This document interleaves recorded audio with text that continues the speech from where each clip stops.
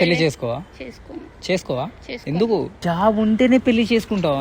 నీ మైండ్ ఏంది అసలు అలా? ఒక్క నిమిషం, ఇప్పుడు పెళ్లి చేసుకుంటావు, రేపు ఎట్లా పోషిస్తావు? అడుక్కొని పోషిస్తా. ఏం చేయమంటావు?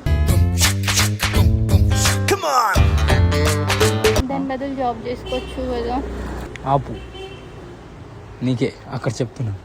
లైక్ నేను చూస్తే అలా చెప్పాలని అనిపించదు, అందుకే అక్కడ చూసి చెప్తున్నా. అరే అవన్నీ వద్దు, నా వల్ల కావు. నీకేం అర్థమవుతుంది? అదే చెప్తున్నా, ఇవన్నీ వదిలేసేయి, నన్ను వదిలేసేయి. నేను మా పేరెంట్స్ చూసిన సంబంధం చేసుకుంటా, వాళ్ళ హ్యాపీనెస్ నాకు కావాలి.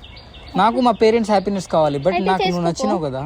కానీ నాకు నువ్వు నచ్చలేదు. గో, ఇట్లా ఎన్ని రోజులు బాధ పెడతావు సంధ్య? సీరియస్లీ నేను బాధ పెట్టట్లేదు, నిజం చెప్తున్నా. నువ్వు ఇంకా తిరగకూడదు నా ఎంబడని నిజం చెప్తున్నా. అరే సీరియస్లీ నేను చాలా ఎమోషనల్ పర్సన్, నీకు అర్థమవుతుందా? అరే ఇన్ని రోజుల నుంచి తిరుగుతున్నా, ఒక మాట కూడా చెప్తలేవు నువ్వు సరిగ్గా. నిన్ననే ఓకే అయింది కాబట్టి ఈరోజు చెప్తున్నా నువ్వు తిరగొద్దని. వదిలేయచ్చు కదా నా కోసం, ఎందుకు సంధ్య ఇట్లా మాట్లాడుతావు? వదిలేసినది నేను. నన్ను జోకులు కాదు, నిజం చెప్పు.